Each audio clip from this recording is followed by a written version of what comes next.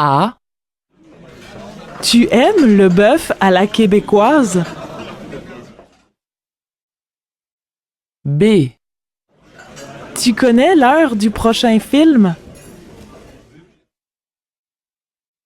C. Tu sais où est la station de métro? D. Tu vois où j'habite sur ce plan?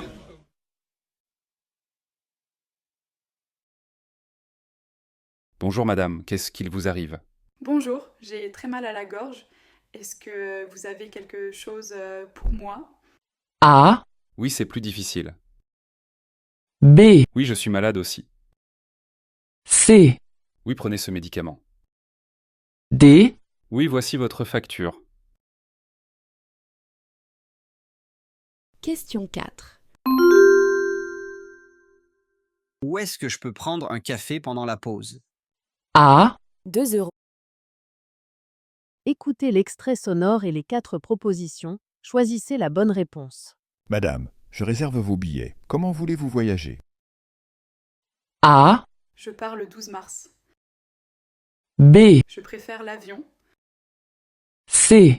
Je reste 2 jours. D. Je vais à Paris. Écoutez l'extrait sonore et les 4 propositions. Choisissez la bonne réponse.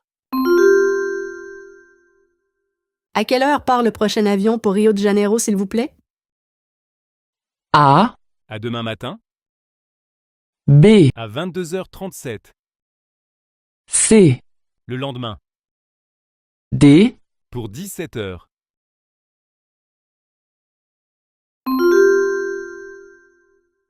Je peux revenir et changer ce cul, si ça ne va pas? A. Aujourd'hui, tout est à 50%.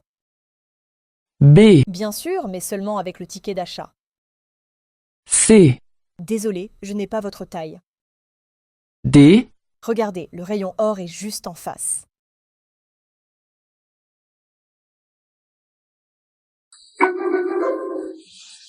Question 8.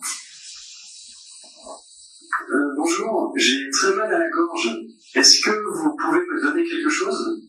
Je vous conseille ces comprimés, qui sont très efficaces. Je dois les prendre pendant combien de temps? A. Au milieu du repas. B. 2 fois par jour. C. Seulement le matin. D. 1 semaine. Question 9. Pourquoi es-tu absent hier après-midi? A. J'avais rendez-vous chez le médecin. B. Moi non plus, je ne suis pas venu. C. Je ne sais pas, je n'étais pas là. D. Si, mais je n'ai pas eu le temps. Écoutez le document sonore et la question. Choisissez la bonne réponse. Ça ne va pas? Non, Nathalie, j'ai la grippe. Je n'ai pas eu le temps d'aller voir le docteur. Il ne faut pas attendre. Appelle-le. Question 10. Quel conseil donne Nathalie à son amie? Les passagers du vol Air France 275 sont invités à se présenter à la porte de C pour un embarquement immédiat. Question 11. Qu'est-ce que le message annonce? Alors madame, que pensez-vous de cet appartement avec vue sur le parc? Spacieux, mais trop sombre à mon goût. J'en ai un autre plus lumineux, mais plus cher. Voulez-vous le visiter? Oui, bien sûr. Le prix m'importe peu. Question 12. Qu'apprend-on sur la cliente?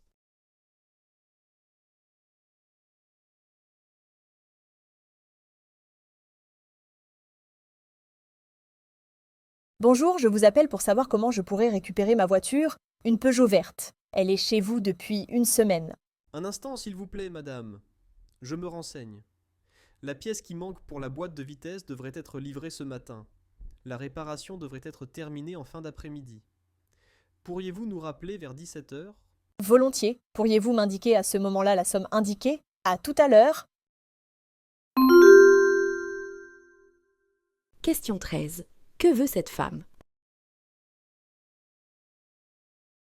Bonjour madame, je viens de voir à l'affichage que le train pour Londres a une...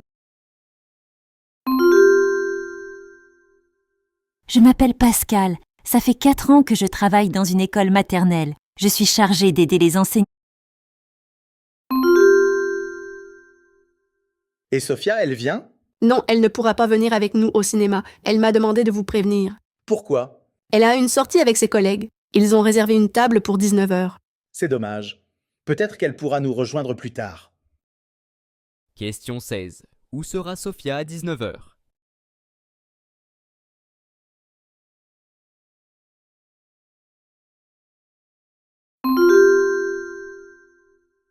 Amis auditeurs, voici une idée de lecteur originale. Les éditions Parigramme ont publié un ouvrage intitulé « Paris et ses alentours au temps de Napoléon », histoire de nous faire découvrir les lieux qui ont compté au cours de cette période, mais aussi les principaux travaux, les constructions les plus emblématiques et les transformations les plus remarquables voulues par Napoléon. Car quand il n'est pas à la guerre, il nourrit de grands desseins pour la capitale, de triomphe, de la colonne Vendôme. Question 17. Quel est le sujet du livre?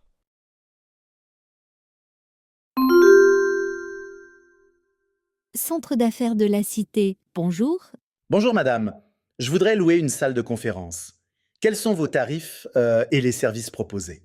C'est ma collègue, Madame Martineau, qui s'occupe de la réservation des salles. Je vous la passe, ne quittez pas. Merci madame, au revoir. Question 18. Pourquoi cet homme appelle-t-il?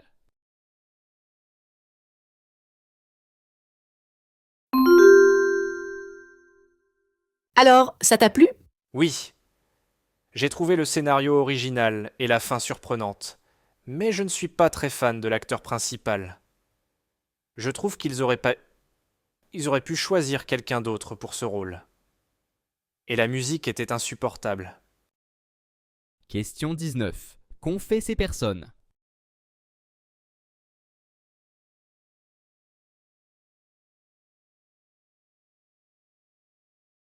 Les avancées des sciences et des techniques soulèvent des questions qui touchent à la vie de chacun et font débat.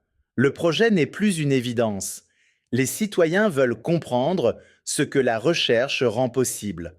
Le Collège de la Cité des sciences et de l'industrie organise tout au long de l'année des cycles de conférences et de débats où des chercheurs viennent à la rencontre du public.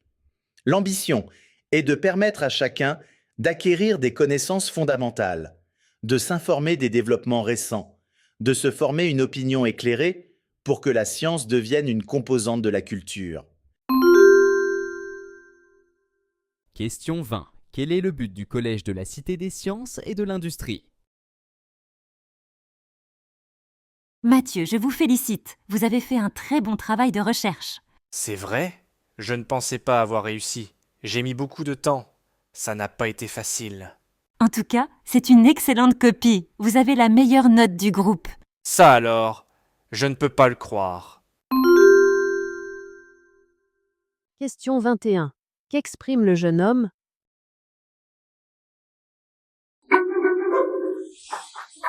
Est-ce que c'est toujours compatible, ça, d'avoir beaucoup d'heures de sport comme ça et pouvoir concilier les études aussi? Non, spontanément, c'est pas toujours compatible et puis c'est un grand paradoxe qui s'installe d'entrée de jeu parce que on fait faire du...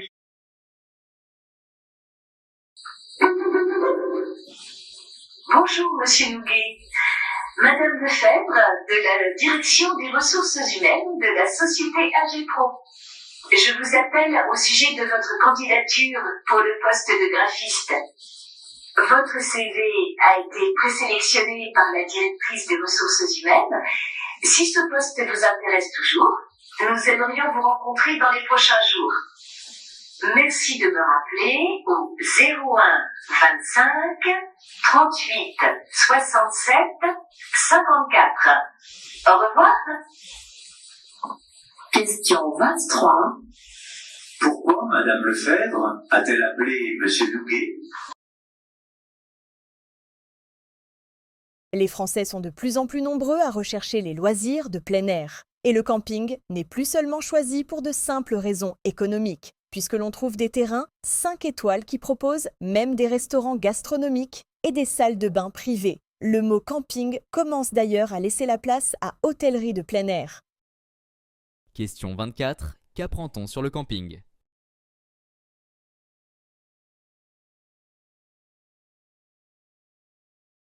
Et celle-là, qu'est-ce que t'en penses? Ouais, pas mal. J'aime bien la forme des branches. Tente-toi un peu pour voir. Bon, j'essaie encore ces 3 paires et je me décide alors... Moi, je préfère celles-là. Elles vont très bien avec la couleur de tes cheveux et elles sont très élégantes. Bon, d'accord, je les prends. Question 25. Qu'est-ce que la fille achète? L'Institut des langues et civilisations orientales, c'est-à-dire l'INALCO, a été fondé par Colbert au XVIIe siècle à Istanbul. Aujourd'hui encore, même si l'école est à Paris, les professeurs sont soit des autochtones originaires du pays dont ils enseignent la langue, soit des Français qui ont vécu dans ce pays. Les professeurs étrangers ont souvent acquis la nationalité française par la suite. Ils sont 12 des spécialistes de leur domaine, linguistique ou culturel, et un certain nombre d'entre eux ont fait leurs études à l'Institut.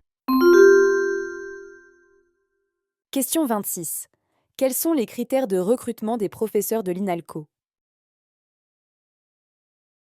Bonjour madame, j'habite en France depuis 6 mois seulement dans un studio. J'ai reçu une feuille d'impôt bizarre à payer avant le 15 octobre prochain. Pourquoi? Oui, c'est normal. Il y a le loyer et il y a des impôts locaux. Ils sont basés sur la superficie de votre studio et sur le lieu de résidence. Quoi? Il faut que je paye le loyer et cette facture locale? Mais dans mon pays, ça n'existe pas ça. Désolé, mais chaque pays a ses droits. Si vous étiez procurateur, vous payeriez aussi la taxe foncière, mais pas le loyer bien sûr. Question 27. De quoi s'étonne le jeune homme? Mesdames et messieurs, bienvenue sur le bateau de la Société Sarine, au service de notre clientèle galère. Nous allons découvrir ensemble Paris auprès de la salive. C'est comme un lieu captif ou en autocar. Voici notre chemin. De Tim Hortons, nous allons longer les quais et passer sur de nombreux ponts. Nous nous arrêterons devant Notre-Dame de Paris, les musées du Louvre et d'Orsay. Enfin, nous arrivons au Trocadéro. Pour vous remettre toutes ces émotions, un déjeuner est prévu ici même à 12h30. Un bus viendra vous reprendre à 13h30 pour vous conduire à votre hôtel. Passez un très agréable moment en notre compagnie. Question 28. Que propose la guide aux touristes? Mesdames, messieurs, suite à un incident technique, notre train arrive en gare de Valence TGV avec un retard de 45 minutes. Nous invitons tous les voyageurs qui descendent à se rapprocher du personnel de gare. L'idée reçue selon laquelle les filles sont moins douées pour les mathématiques que les garçons est tellement ancrée dans la tête des filles ou des femmes qu'elle vient perturber les résultats des tests et du coup, elle auto-entretient cette idée reçue. Alors, à ton avis, Daniel, qu'est-ce qui alimente cette idée reçue dans nos sociétés? Alors, c'est vraiment insidieux. On peut entretenir ce stéréotype sans même s'en rendre compte. Par exemple, les enseignants en mathématiques eux-mêmes, en tout cas certains d'entre eux, auraient leur part de responsabilité. Les chercheurs ont mené des études dans des classes, ils ont observé que dans cette discipline, statistiquement, les enseignants interrogent un petit peu moins les filles que les garçons, et que lorsque les filles prennent la parole, ils les incitent un peu moins à parler et à parler un peu moins longtemps. Question 30. Quelle hypothèse expliquerait les meilleurs résultats des garçons en mathématiques?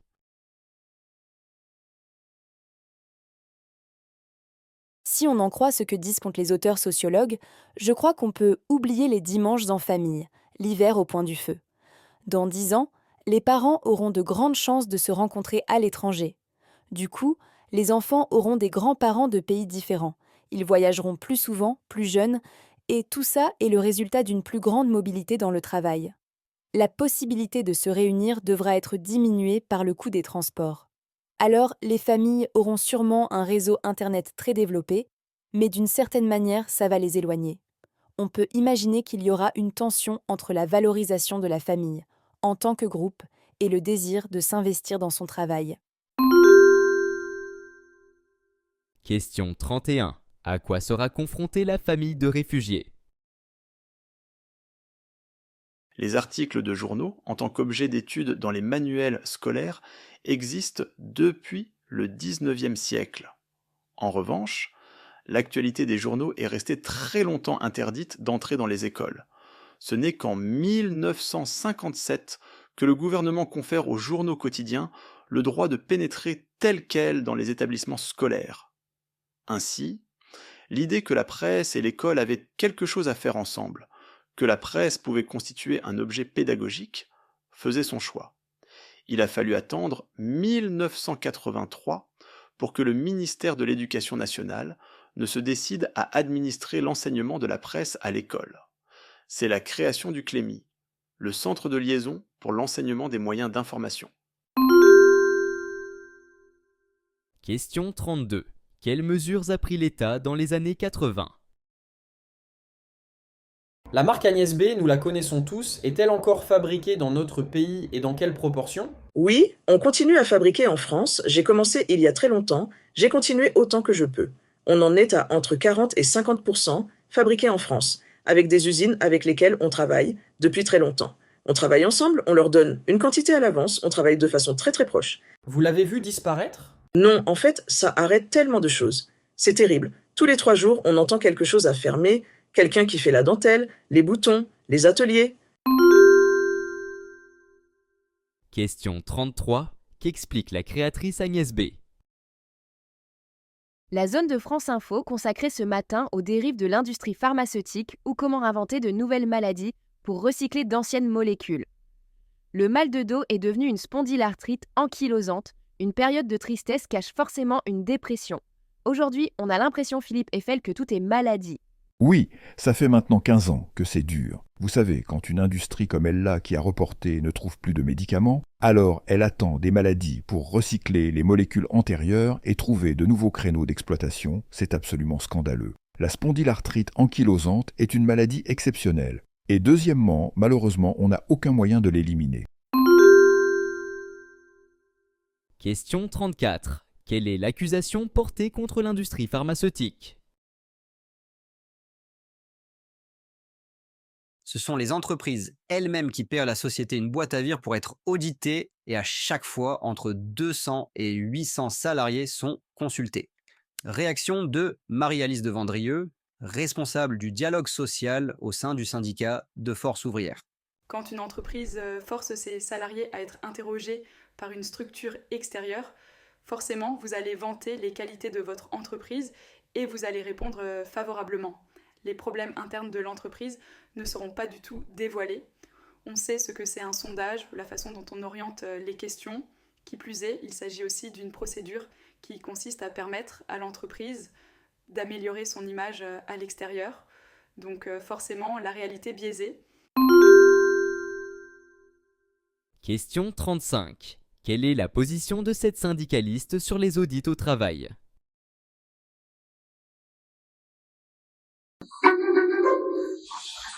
Bien choisir ses prestataires revient à voyager responsable. C'est eux qui embauchent les gens localement, qui vont faire des repérages, qui choisissent les hôteliers avec lesquels ils travaillent, et réserver directement auprès des locaux, en général, à faire que les retombées locales sont plus fortes et vont favoriser le développement de l'économie locale. Comment est-ce que vous sélectionnez les agences ? On va voir déjà toutes les agences locales qui existent dans le pays. On a un certain nombre de critères sur la francophonie, sur la qualité des échanges, sur l'expertise des agents et sur leur activité responsable. On a une agence en Tanzanie, par exemple, qui a monté un orphelinat, une agence au Népal qui reforeste une partie de l'Everest. Beaucoup d'agences essayent de développer très fortement leur spécificité locale. Question 36. Qu'explique ce voyagiste sur sa façon de travailler ?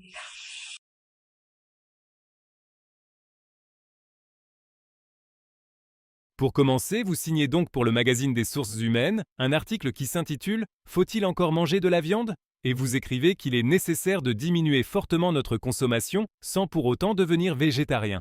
C'est la condition animale qui vous intéresse principalement sur cette question ? Oui, c'est une question d'éthique animale. Moi, je pense qu'il y a une grande évolution de la société. La notion de cruauté envers les animaux a de plus en plus de mal à être acceptée. Or, on a assisté depuis les 50 dernières années à une mise en place d'une industrie de la viande qui fait terriblement souffrir les animaux. Question 37. Sur quoi s'appuient les recommandations de Thomas Le Feltier ?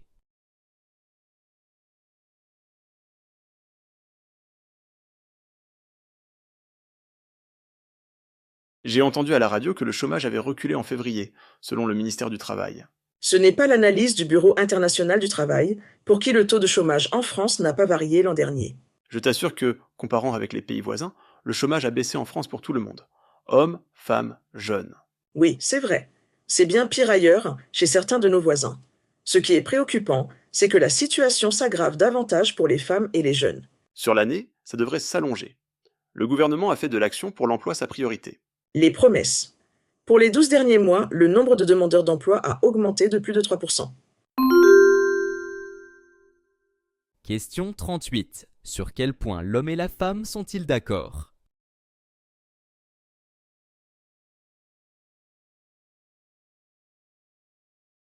D'après les chercheurs, plus nous manifestons d'amabilité et plus nous s'évitons de sérotonine, leur mode d'humeur, de plus, l'altruisme a des effets positifs sur le cerveau, en activant des connexions qui sont moins vivaces quand la compassion est absente. Les pensées hostiles ou agressives augmentent le rythme cardiaque et la pression artérielle, alors que la gentillesse abaisse le niveau de stress et abaisse la tension. On a vu des gens au pire, de méchanceté, de l'agressivité pratique et répétitive, augmentent les risques cardiaques et conduisent à une cellule qui aggrave tous les problèmes. Question 39. D'après les chercheurs dont parle le journaliste, qu'est-ce qui est bénéfique pour la santé?